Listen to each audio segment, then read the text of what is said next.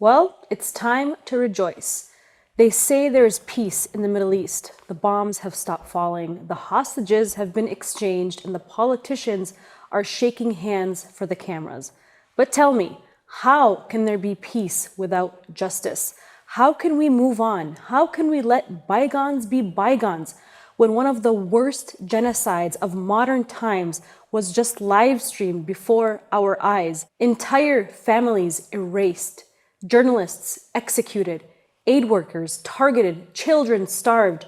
And now, as the world tries to move on, the perpetrators walk free while truth tellers are jailed. This is not peace. This is impunity disguised as diplomacy. And accountability, real accountability, must begin now in The Hague. President Donald Trump and the corporate media want you to believe that the Gaza ceasefire deal is the dawn of a new era. We're told to celebrate the images of the final 20 Israeli prisoners being released, always called hostages in the media, after 2 years of barbaric Hamas captivity, they say. But wait, even NBC admitted that Mnar Adley was kidnapped from his tank. Kidnapped from a tank. You can't call an armed soldier operating a killing machine a kidnapped victim. That's called being a captive of war. Still, Israeli crowds fill city squares to celebrate their release, while the same media that plastered their faces everywhere barely whispered that 2,000 Palestinian political prisoners and hostages are also being freed as part of the same deal. 20 Israelis dominated global headlines. 2,000 Palestinians are just a footnote. That's not journalism.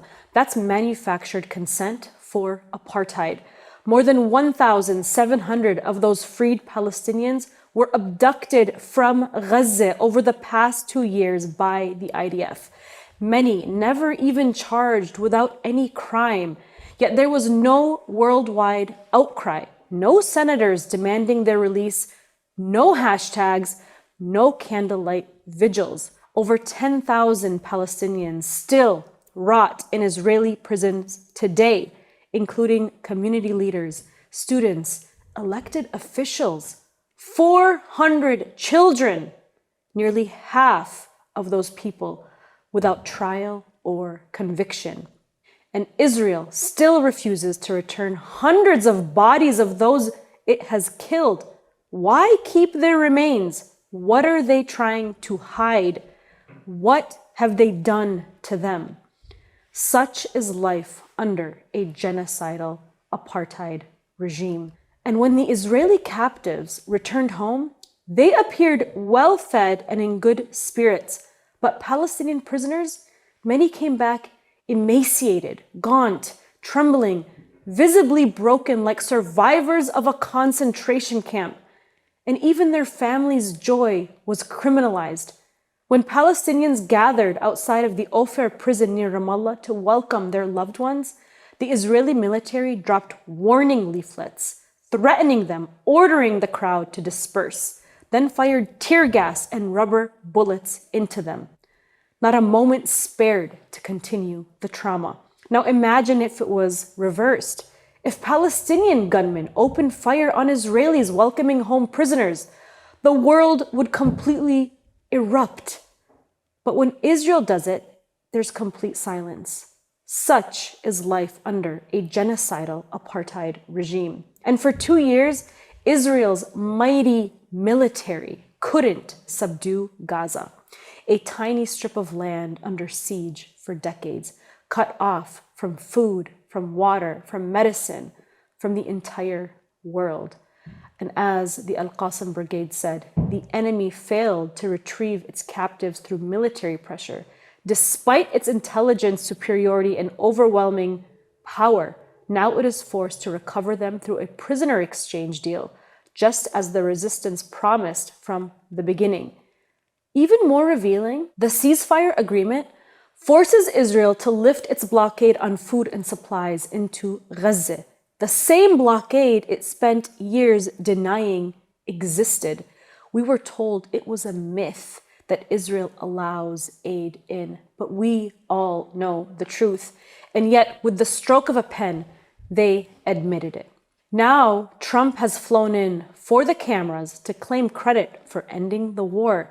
He stood before the Knesset, smiling beside billionaire Israel lobbyist Miriam Edelson, joking about her $60 billion fortune and her late husband, Sheldon Adelson's power.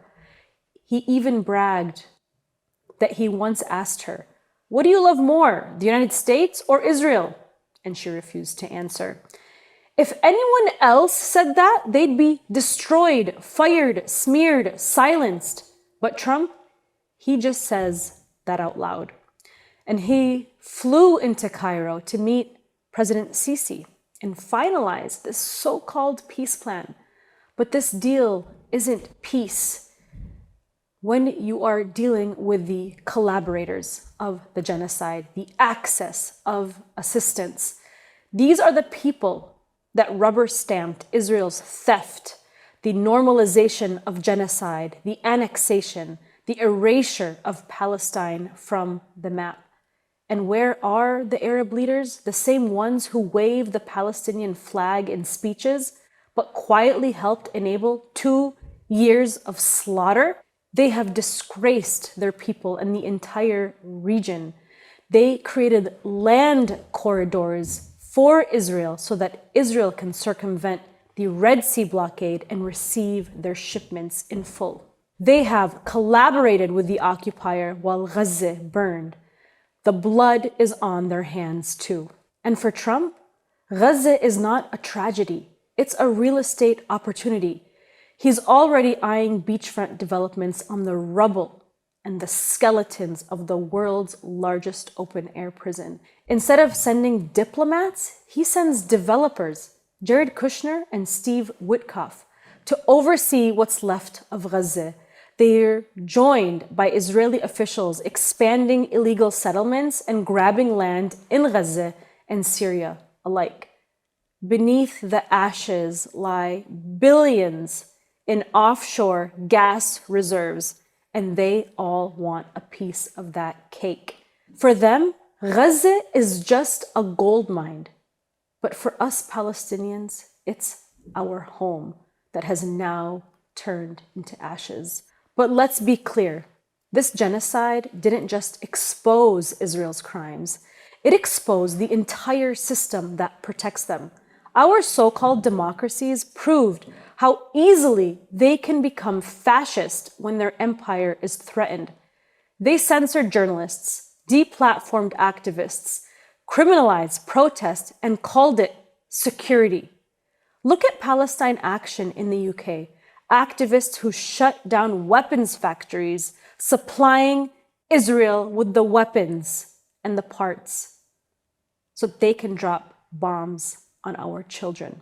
They're sitting in prison cells right now for exposing and opposing genocide. Meanwhile, the war criminals who armed Israel, funded the bombs, and justified the slaughter on TV, well, they walk free. This is the new reality. The empire will jail you for resisting genocide while rewarding those who commit it.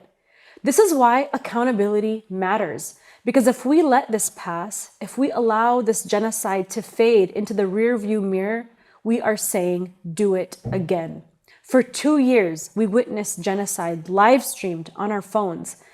And most of our politicians and pundits cheered it on. They called the murder of children self-defense. They called starvation counterterrorism. They called resistance terror.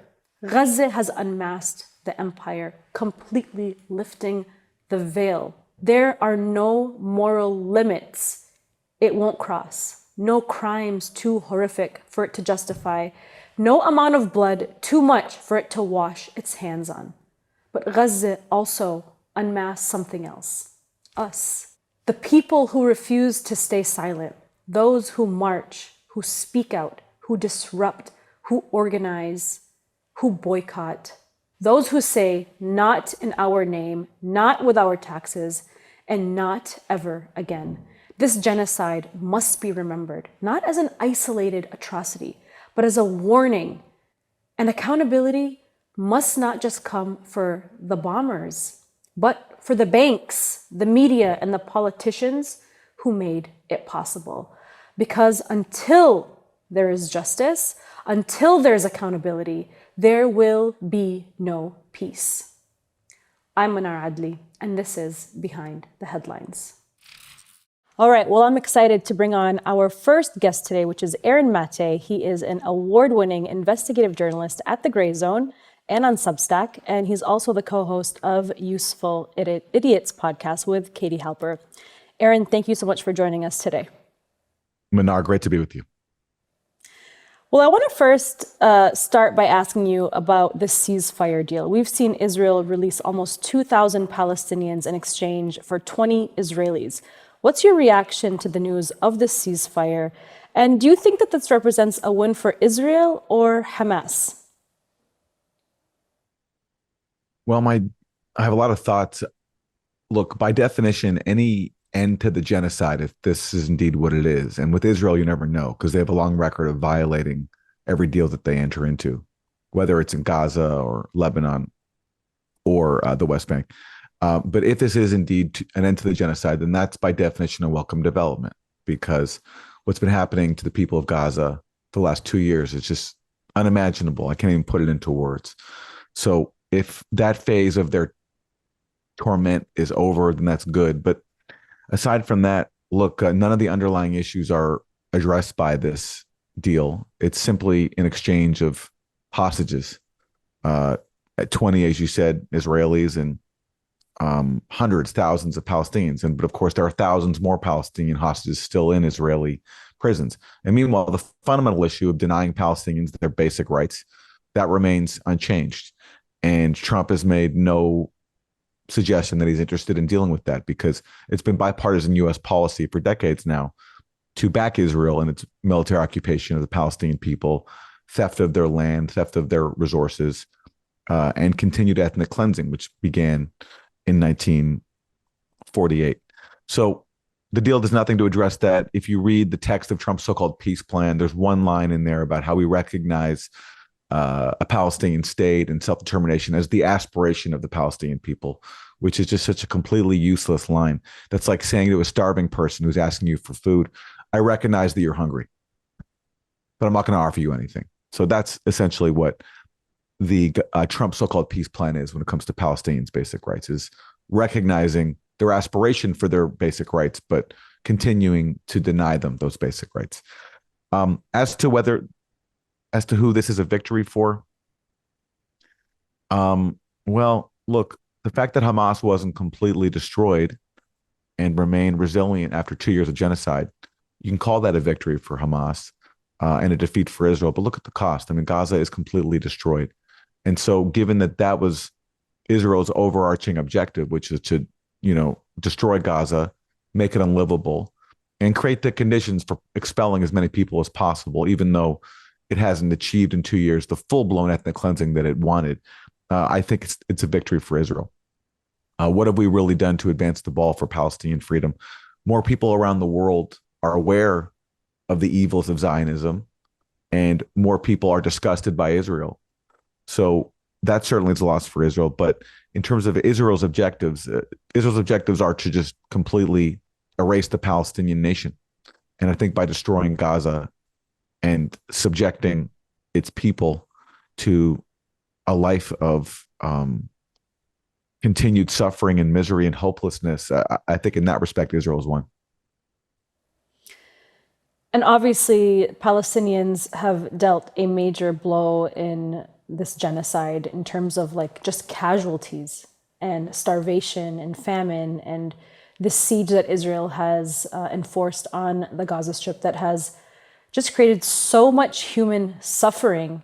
And now it's almost like these leaders, including President Trump and Netanyahu, want us to just kind of turn a blind eye to their crimes against humanity, turn a blind eye against this genocide and everything that we just saw, the trauma that we just witnessed, as if it never happened, and just clap our hands and move forward. How does that make you feel? Well, it's deeply upsetting, as Israel's existence always has been. I mean, you go back to 1967 after Israel occupied the West Bank and Gaza. And someone like Moshe Dayan, who was a top Israeli general, who was considered to be sympathetic in the Israeli spectrum to the plight of the Palestinians, he said basically our policy for the West Bank will be you talking about the Palestinians, you will live like dogs. And whoever doesn't like it can leave. That's at the liberal end of the Israeli spectrum. So that's been the policy forever. And that policy endures today. Just there's not a basic recognition that the Palestinians have rights.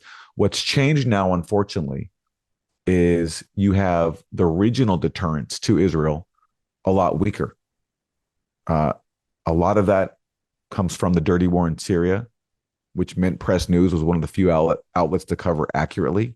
The goal of the dirty war in Syria was to destroy an Arab country that was not in the block of states that were sort of subservient to the U.S. And to Israel. And that was a part of the axis that resists Israeli aggression. Not that Syria in recent years has been doing anything to deter Israel actively, but in previous years, like in the 2006 Lebanon war, when Israel attacked Lebanon, Syria was a critical land bridge by which Hezbollah received arms from Iran. And after then, especially the Bush administration ramped up its efforts for regime change in Syria, which culminated in the dirty war that began under Barack Obama in 2011. So that had the impact not only of destroying Syria, but also bleeding the real deterrence to Israeli aggression in the region, Iran and Hezbollah, which I think was also a main goal of the dirty war. Even if they couldn't achieve regime change in Syria, they could destroy it, steal its resources via the U.S. military occupation, put it under brutal sanctions, and also draw in Iran and Hezbollah and bleed them, which is exactly what happened. And then after October 7th, Israel took advantage of all that to take its war of aggression to both Lebanon and Iran. So you have the main deterrence to Israel weakened as a result of the legacy of the dirty war and also Israel's brutality and aggression since October 7th. And then you have, meanwhile, the Gulf monarchies, Turkey, who all participated in the dirty war in Syria, who, speak words in support of Palestinian rights, but what have they actually done? And in fact, one of the things they've done is cooperate with the Israeli military. There was just a report in the Washington Post saying that throughout the genocide, while states like Qatar and Saudi Arabia were denouncing Israel, they were meeting with the Israeli military privately to coordinate against Iran. So you have Israeli-U.S. hegemony increasing in these last 2 years of genocide. You also have the Gulf monarchies being more collaborative with Israel and the U.S. And in the process, even dropping their previous stances that at least defended Palestinians' absolute minimum rights. Like for a long time, there's been a global consensus, which even at times Hamas has accepted. And I know it's not very popular for people who understand the realities of Israel and the evils of Zionism. But there has been a consensus that Palestinians should at least have a state in 22% of their stolen homeland. The PLO accepted that. Hamas leaders accepted that. Iran accepted that. And the entire Arab League accepted that. In 2002, they made a peace offer to Israel for full normalization if it gave the Palestinians a state in just 22% of their stolen homeland, the West Bank, Gaza, East Jerusalem. Now, if you care about equality and freedom, it's still an unjust solution because it perpetuates this Jewish supremacist state that stole Palestinians' land. But it's also the global consensus and a recognition of the best, at least currently, the best possibly realistic scenario. So that's why it was offered to Israel. And now the Arab states don't even offer that. They don't even offer that massive compromise that Palestinians previously accepted, which speaks to how Israeli-U.S. power has been emboldened in recent years and by this genocide. I mean, we saw all of these so-called Axis of Assistance Nations meeting in Sharm el-Sheikh yesterday with Donald Trump. And, we called it what it is. This was a meeting of the collaborators of the genocide, not a meeting for peace. And of course, now we have leading the negotiations for the U.S. They were not diplomats, but real estate developers, including Donald Trump's son-in-law, Jared Kushner, who last year noted that waterfront property could be very valuable in Gaza. So you recently described Kushner as a perpetual winner of the world's most genocidal bar mitzvah speech. What's your take on the Trump administration in all of this and their plans to turn Gaza into a real estate front property? Well, the line about, Jared Kushner, giving a perpetual genocidal bar mitzvah speeches. This is like, he sounds like he's giving a bar mitzvah speech. Like, it reminds me of the bar mitzvah speeches I used to hear when I had to go to bar mitzvahs growing up. So that's what I hear in Jared Kushner. And yeah, Jared Kushner, and let's call them what they are. They aren't just real estate developers. It's easier for me to say this because I'm Jewish. They're Jewish real estate developers, and they're avowed Zionists, both Jared Kushner and Steve Witkoff. Steve Witkoff's supposed to be Trump's top Middle East peace envoy. A few months ago, he spoke at a fundraiser for a anti-Palestinian pro-Israel group, and in the audience was a former chief of Mossad. Okay, so Steve Witkoff's speaking, and it's at a certain point he stops his prepared remarks. He goes, "Oh my God, I have to stop for a second. My Jewish mother would be so proud of me. The former chief of Mossad just clapped for me." So he was like all emotional that a former Israeli spy chief just clapped for him. So these are the people who are so-called, who are leading Trump's so-called peace efforts, like people who get verklempt at Israeli spy chiefs clapping for them, and people who are avowed Zionists who want to turn Gaza into beachfront property for themselves and their Zionist friends. So it's a farce. And it's just such an indictment of the Biden administration that even these people, that even these avowed Zionists who don't care about Palestinians whatsoever, that even for them, this genocide went on for too long, and they finally told Netanyahu to knock it off. Biden could have had this exact same deal from the start. You know, right after October 7th, Hamas offered Israel to free all the civilian captives that it took if Israel didn't attack Gaza.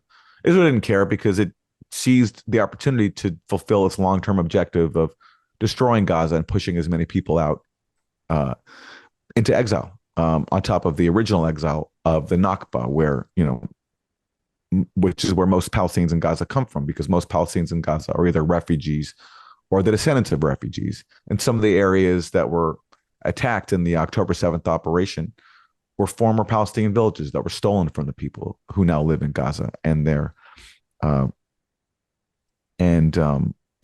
families. So that's who we have leading diplomacy for Trump, avowed Zionists who want to just turn Gaza into a place where they can make more money. And you mentioned that the Biden administration could have struck this deal at any moment when he was president.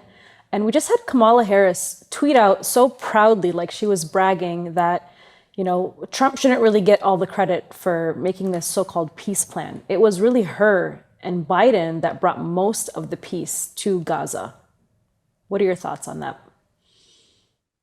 I mean, to me, the most interesting aspect of the Democrats, like the Biden camp, is that their cowardice on the issue of Israel-Palestine and their just refusal to take on the Israel lobby and to adopt like any minimal recognition of Palestinian rights, like that subservience to Israel, it supersedes even their desire for power, like to be in office. Because if Kamala, everyone knows this, if Kamala had just even slightly distanced herself from Biden on the issue of the Gaza genocide, she would have radically improved her chances of winning, radically.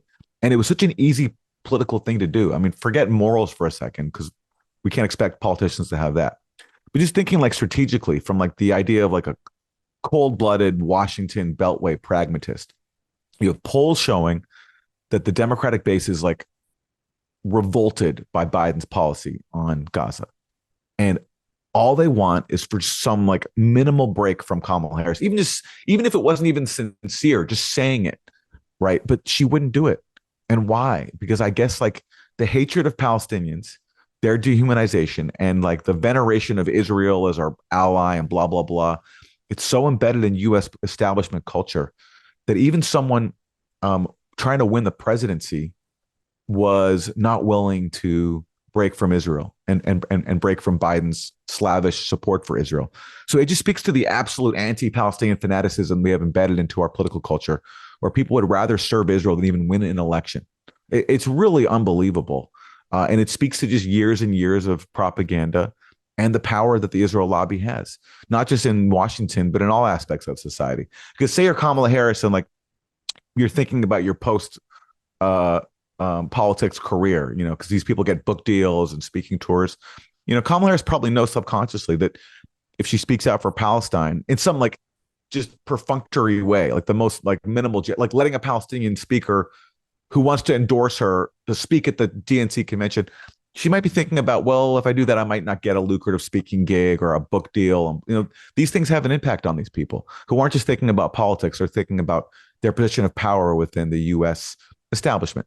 And so they'd rather sell out their own political chances than acknowledge Palestinian suffering and do something a little differently than what Biden did. And instead, we got people like AOC going up and saying that Kamala Harris is working tirelessly for a ceasefire, even though it wasn't true. And she could have lied and said Kamala Harris will work tirelessly for a ceasefire, which again would be a lie, but at least it wouldn't be demonstrably false because that would be aspirational sometime in the future.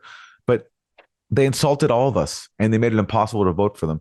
And I say this, I mean, listen, I'm in the minority, I think, in my camp when it comes to like media circles. I actually believe in lesser evil voting. I'd rather have a president that doesn't cut Medicaid for low income people and give even bigger tax breaks to the ultra wealthy. But Democrats made it absolutely impossible to adopt the lesser evil strategy because they actually showed on the issue of the Gaza genocide that they were the bigger evil, given that they let the genocide go on for as long as they did. They refused to stop it, and they ceded that lane to Trump, who finally ended it. They basically set it all up for Trump to continue the genocide. Yes, no doubt. did. So in the last 24 hours, dozens of world leaders have met in Sharm el-Sheikh, Egypt, to plan the future for Palestine as if it's their role to decide our future as Palestinians. Is anything good going to come out of this US-led summit? What do you think?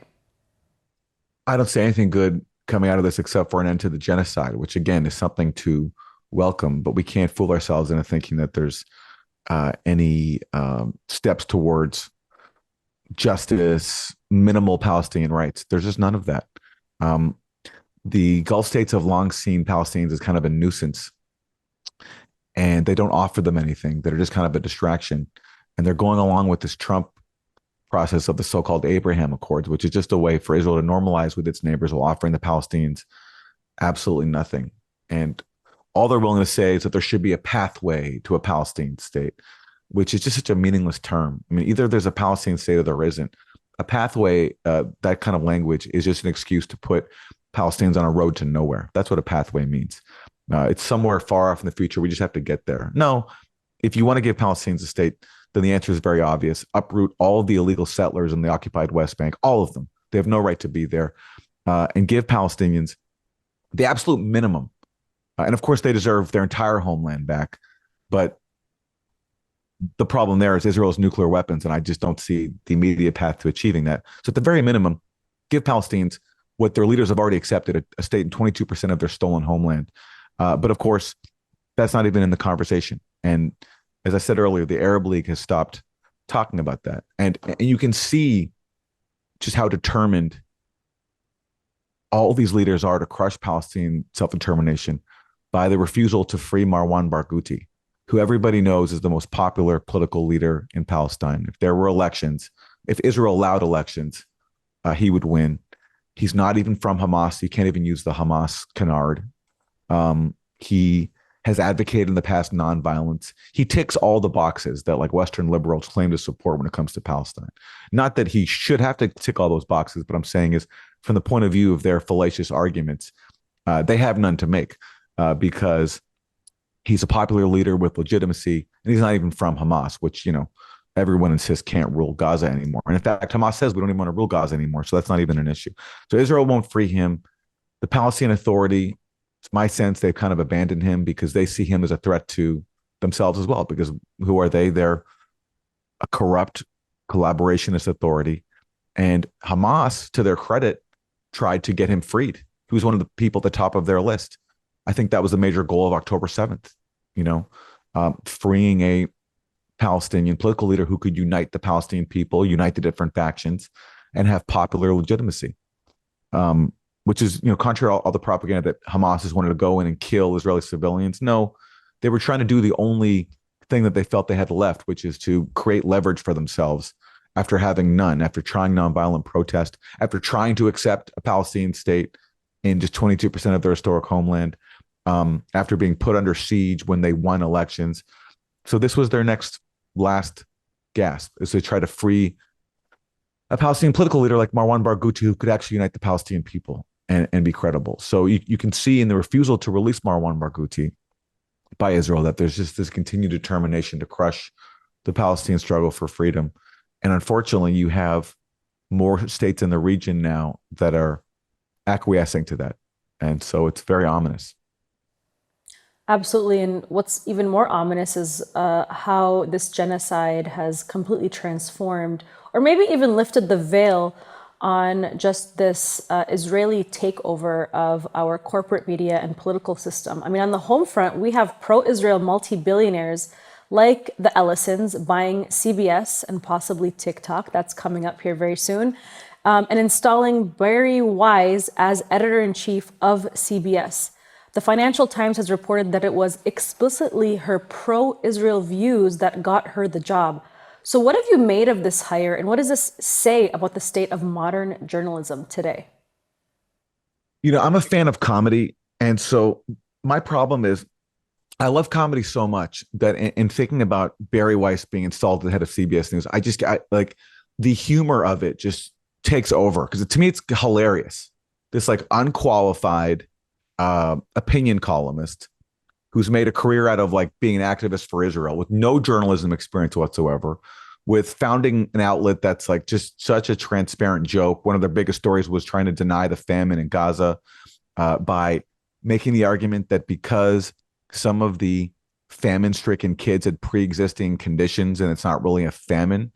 And of course, the fact that suffering, medically compromised people experience starvation is of course that's going to happen when you have a famine. Is like the most vulnerable people are going to suffer first. I mean, that's just like So anyway, her being installed to CBS News, and like imagine being a CBS News employee who like tries to take journalism seriously, and all of a sudden your new boss is someone with no journalism experience who's there because she's a pro-Israel activist, and it's just like, hey, I'm your boss now. It's like it's a bad comedy. So it's funny, and it does lift the mask off of Zionist control of our media, along with the fact that TikTok has been taken over by the same forces that installed Barry Weiss at CBS News. Because as U.S. politicians from Mitt Romney to Anthony Blinken openly admitted, the kids were seeing too much footage of dead babies in Gaza, and they were mad about it. So therefore we have to shut TikTok down. So the mask is off. It's funny, but it's also terrifying. It speaks to this continued erosion of our freedom, of our a press that's actually doing its job, and the upside is that nobody trusts these institutions anymore. And do you think Barry Weiss is going to help the fortunes of CBS News? I feel bad for its employees, but given that CBS News is a part of a propaganda system that overall indoctrinates people on core issues of foreign policy, especially of U.S. hegemony, then maybe Barry Weiss by heading CBS News is doing us all a favor by just exposing what a complete scam our so-called free press is. Well, a recent poll showed that what trust in American media is at like the lowest point it's ever been in like recent history. I think the number was like 25% or something like that. And makes me wonder, who are these 25% individuals? I mean, I would think it's like this remaining Christian Zionist supporters of Israel. And so she will definitely keep them entertained. So for my final question for you, Aaron, in recent years, we've seen Twitter being purchased by the stridently pro-Israel Republican Elon Musk. We've seen Jeff Bezos tell his staff at the Washington Post that critiquing capitalism and the US-led order is explicitly barred. And we're seeing now the forced sale of TikTok to Larry Ellison, who is the Israeli military's largest international funder. Is there any hope in this media landscape as an independent journalist yourself who covers the forever war machine? And where can people turn to get the truth? Well, listen, one result of the recent Trump period is a complete collapse in trust in corporate media. And, part of that is for unfortunate reasons, like the sort of like the Trump mythology and the cultish aspects of MAGA, just refusing to have any criticism of dear leader, right? That's one uh, reason for the decline of trust in corporate media, which is not a thing to welcome. But another reason is totally legitimate, which is that the media did act in a deceptive way and on so many issues related to Trump. I mean, the most, I think, obvious example, and the one I spent a lot of time on, is Russiagate, one of the dumbest conspiracy theories of all time. The fact that the idea that Trump is a Russian agent and he's compromised by the Kremlin and Russian oligarchs, and Russia waged this massive interference campaign to brainwash Americans. It was a complete scam on so many different levels. And by the way, since we're talking about the Gaza genocide, you saw the clip, I'm sure, of Trump going to the Israeli parliament and like basically again admitting that he did the bidding of Israel first oligarchs, Miriam and Sheldon Adelson. He reminded everybody that he moved the U.S. embassy to Jerusalem for them, that he does their bidding.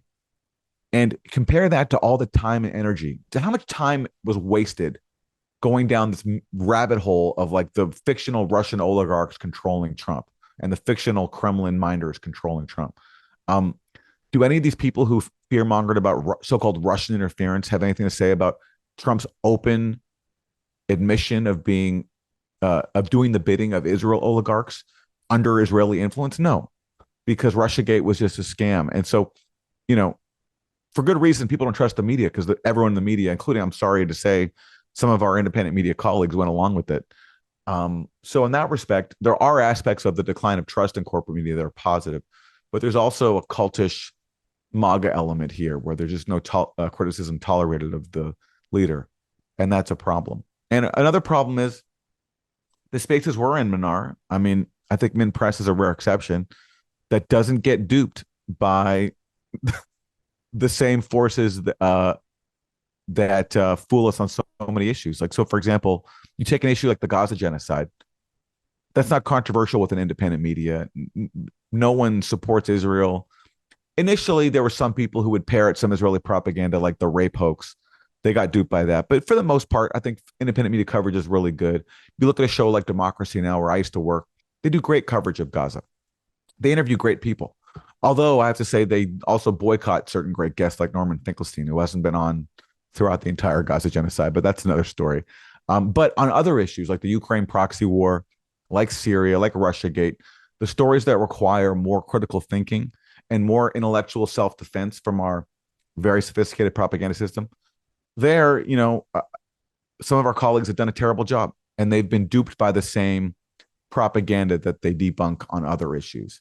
So that's something to address. And for people working in independent media, there's no shortage of opportunities to be on the right side, to be on the side of truth. But it's hard because things are increasingly fragmented. People's attention is pulled in so many different ways. It's hard to, get people to read something these days because there's just so many choices on offer. But as always, so long as we have some semblance of freedom, which we do have here, there are opportunities for people telling the truth. Absolutely. And we thank you and commend you for challenging the status quo with your reporting at the Gray Zone and Substack and your show with Katie Halper. And hopefully we'll have you on again, Aaron Mate. Thank you so much. Mnar, thank you for having me on. Thank you for all you do at MintPress. And I urge anyone with the means to support your outlet, which I think does really important journalism that very few other people, including in the independent media space, are doing. So it's an honor to join you. And thank you. Oh, thank you, Aaron. Really appreciate that.